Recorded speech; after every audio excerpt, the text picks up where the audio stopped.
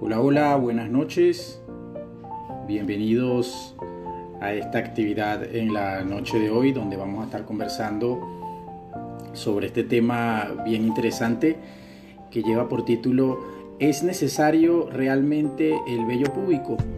A los nuevos seguidores, mi nombre es Carlos Rodríguez, soy especialista en ginecología y obstetricia con consulta en clínica Racetti de Barquisimeto.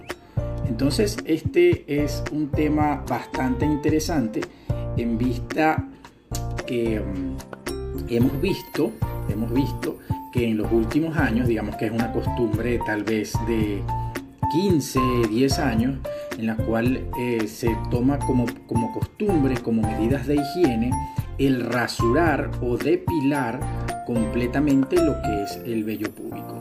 Y el vello púbico tiene una función.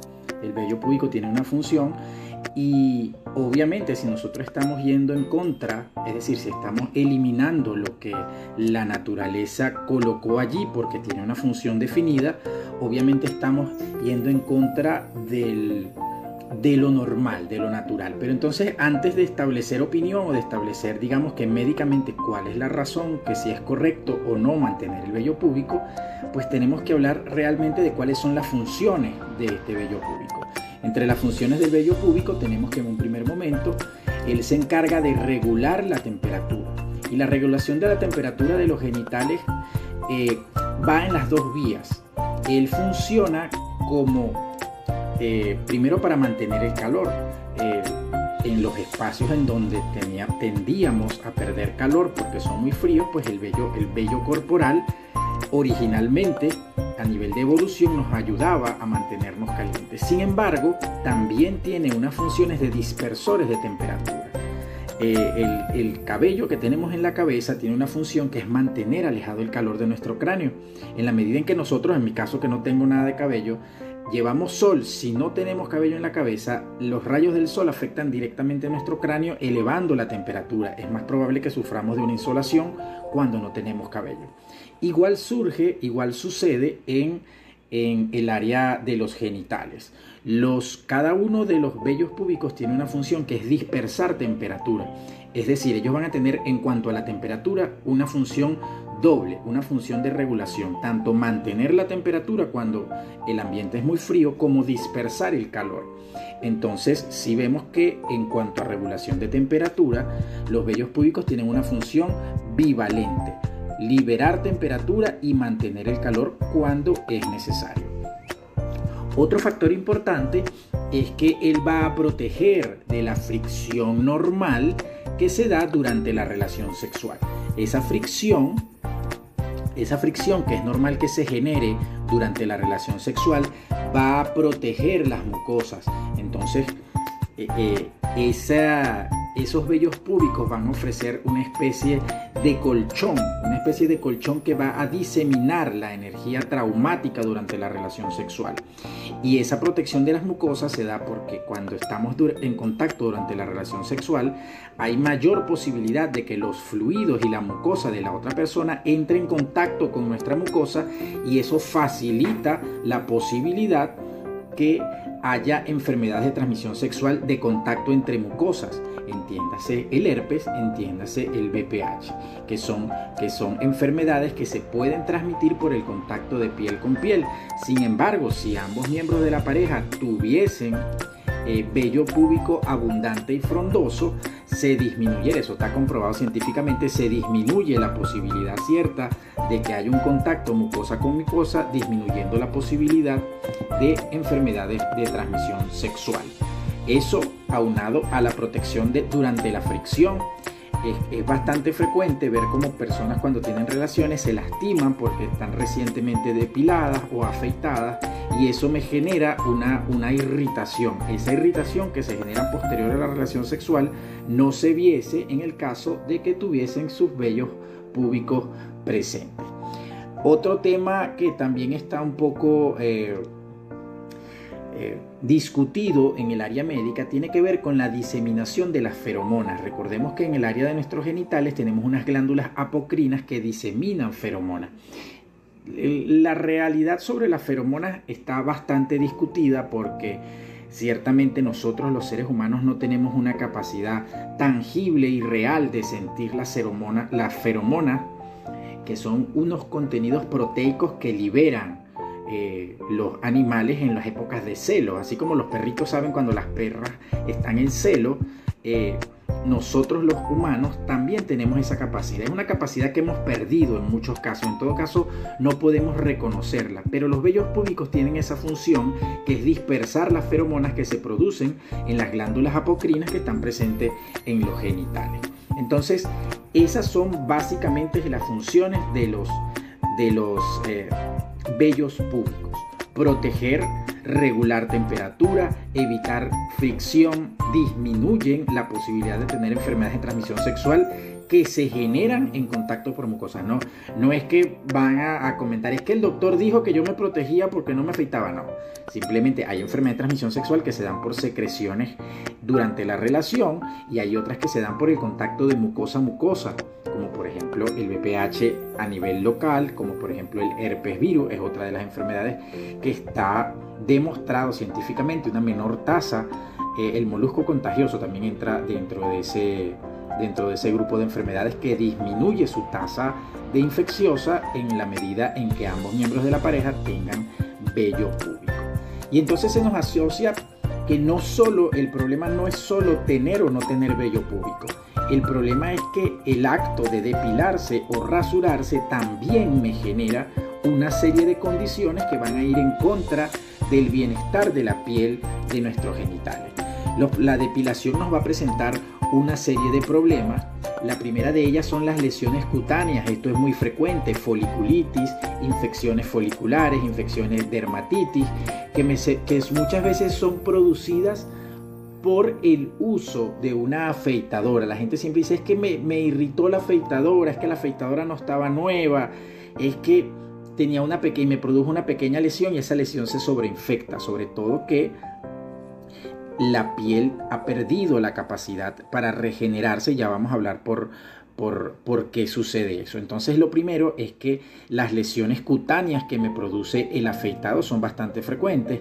Además que muchas veces las damas van a proceder a hacer un afeitado, lo que llaman total y extenso, es decir, que no solo es el monte de Venus, sino los labios mayores, inclusive la región perianal.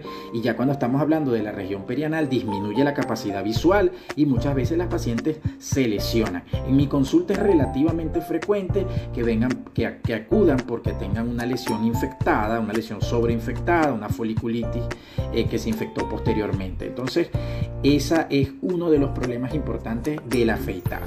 Tenemos otro problema que se nos viene con la depilación, que son las quemaduras.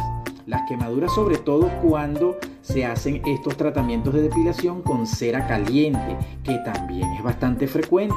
También he tenido pacientes que me llegan a la consulta porque tienen una lesión tipo quemadura posterior al uso de cera caliente. Eso es relativamente frecuente. Por supuesto, estas pacientes van a tener una mayor posibilidad de hacer infección. ¿Por qué hacer infección? Porque el depilado me va a entorpecer la regulación de temperatura, y aquí es donde yo quisiera hacer un pequeño énfasis en esto. ¿Qué tiene que ver el que yo me depile con la presencia de infecciones? Más allá de las infecciones que ya comenté, de las enfermedades de transmisión sexual, como por ejemplo el VPH, el herpes o el molusco, que como ya les comenté, está demostrado que se hacen más evidentes cuando no están presentes el vello púbico.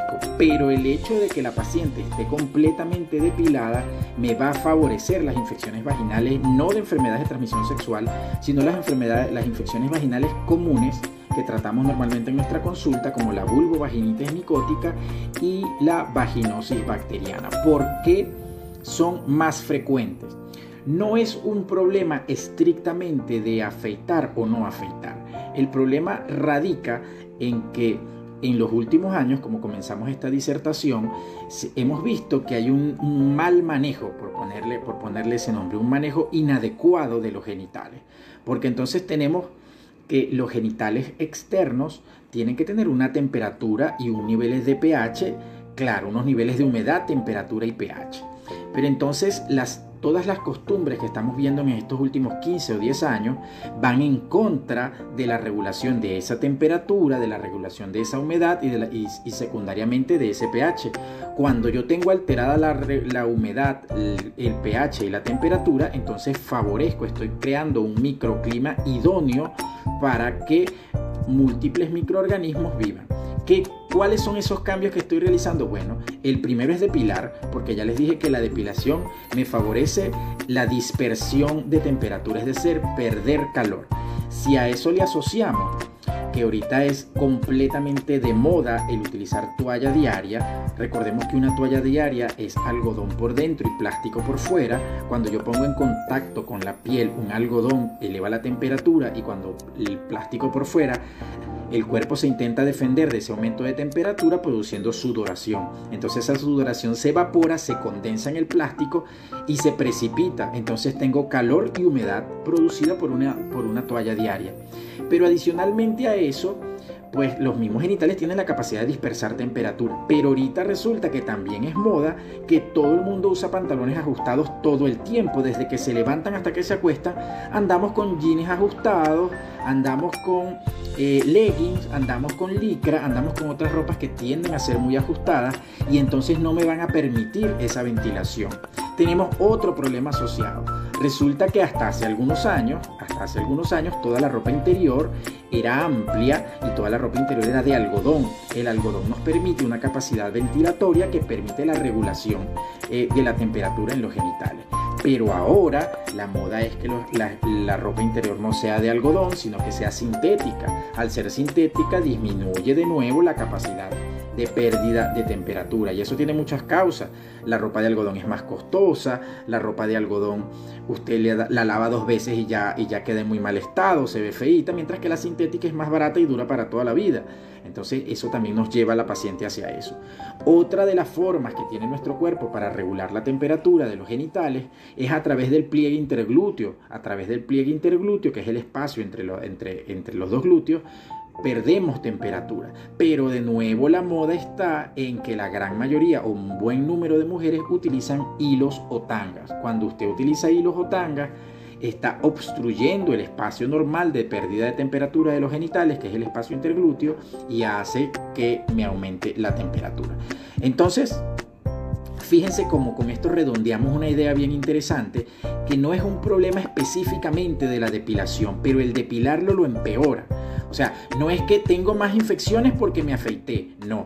Pero si usted se afeita, si usa toalla diaria, si usa hilo y si usa ropa ajustada todo el tiempo y la ropa interior es sintética, pues está creando un microambiente en sus genitales con mucha más temperatura, mucha más humedad. Al tener mayor temperatura y mayor humedad, altero el pH, que debería ser ácido, y lo tiendo a tener alcalino. Eso me va a favorecer un microambiente en el cual pues vamos a tener más infecciones vaginales. Entonces, para redondear esta idea, pues simplemente mi recomendación personal es que los vellos genitales no deben afeitarse completamente. Por supuesto, es una decisión muy personal. No son más higiénicos en lo absoluto, porque la gran mayoría de las pacientes, cuando uno las interroga, ¿y por qué usted se afeita los genitales? Porque eso es antihigiénico, tener esos pelos ahí, eso es antihigiénico. En lo absoluto, usted podrá decir cualquier otra cosa, es que a mi marido no le gusta, es que yo me siento más cómoda sin ellos, pero no, para nada es antihigiénico. Ellos tienen una función protectora, temperatura, fricción e infecciones. Entonces, si usted decide, ¿verdad? Si usted decide afeitar o depilar sus genitales, acompañe esa decisión de afeitar o depilar sus genitales, acompáñela con la corrección de los otros puntos que les estoy comentando. Es decir, no usar ropa ajustada todo el tiempo, que su ropa interior debe ser de algodón, evitar el uso de hilos, evitarlo lo más que se pueda. Las toallas diarias definitivamente tenemos que desaparecerlas, ¿sí? Entonces, en la medida, y eso que no hemos hablado de otro tema interesante que tiene que ver con los jabones, ¿sí? Con los jabones que se están usando y la frecuencia con la cual nos lavamos los genitales. En este perfil hay un par de conferencias que hemos dado, un par de artículos también sobre el uso de los jabones, sobre el uso de toallas húmedas, que también es algo bastante frecuente. Tenemos mucha gente que va al baño y se limpia con toallas húmedas. Entonces, imagínense no, yo me estoy secando con una toalla húmeda. Eso rompe cualquier lógica y cualquier término. Pero usted en la actualidad le revisa la cartera a cualquier mujer y lo más probable es que consiga toallas húmedas allí. Entonces es algo bien difícil. Por acá me preguntan, y ya terminando, pues me gustaría que responder cualquier pregunta que vayan haciendo. Me preguntan si no se debe afeitar completamente, por lo menos cuál es el largo adecuado. Muy interesante pregunta. Los vellos púbicos generan su función tanto de dispersión de las glándulas apocrinas como de regulación de temperatura, como de disminución de la fricción, al menos estando el cañoncito presente. La recomendación siempre va a ser que no se afeite o se depile completamente, córtelo con una tijerita. Los vellos púbicos mantenidos lo más corto posible con una tijera hacen su trabajo, o mantenidos lo más corto posible con una máquina de esas de afeitar, o como por ejemplo la de afeitar cabello, esa también funciona porque va a permitir que tenga un par de milímetros de grosor, y ese par de milímetros hacen su función. Pero la gente no lo quiere así, o sea, la gran mayoría de las pacientes lo quieren como una mano, así, ¿verdad? Completamente liso, que no se vea nadie, y se afeitan a diario o interdiario. Entonces, otra de las recomendaciones es que no lo hagan tan frecuentemente. No lo hagan tan frecuentemente, con que lo hagan por lo menos una vez a la semana, si de verdad, digamos que el subconsciente no les permite permanecer, hacer que sus vellos púbicos se permanezcan largos. Por lo menos afeítense afeitado una sola vez a la semana. No lo hagamos tan frecuentemente. Recordemos que cuando afeitamos lastimamos la piel, generamos pequeñas microabrasiones que fácilmente se infectan. Otros comentarios, valiosa información, gracias, saludos desde México. Nuestro amigo José Gregorio desde Perú, excelente tópico, hermano, muy actual la problemática del depilado. Así es, bueno, completamente a la orden en estas actividades. Pronto tendremos otras actividades al respecto, en otros temas de ginecología. Por favor, si tienen alguna otra pregunta o comentarios, déjenlo en nuestras redes sociales, algún otro tema que les gustaría que discutiéramos, y para que hagamos una última conexión de este tipo este mes. Y por último, bueno, saludos doctor Carlos, excelente información y muy buena la manera tan natural de la explicación. Bueno, a todos muchísimas gracias por su participación, de verdad que sí. Muy agradecido por la participación, muy agradecido. Por favor, dejen un comentario y completamente a la orden en Clínica Racetti. Feliz noche, que estén muy bien.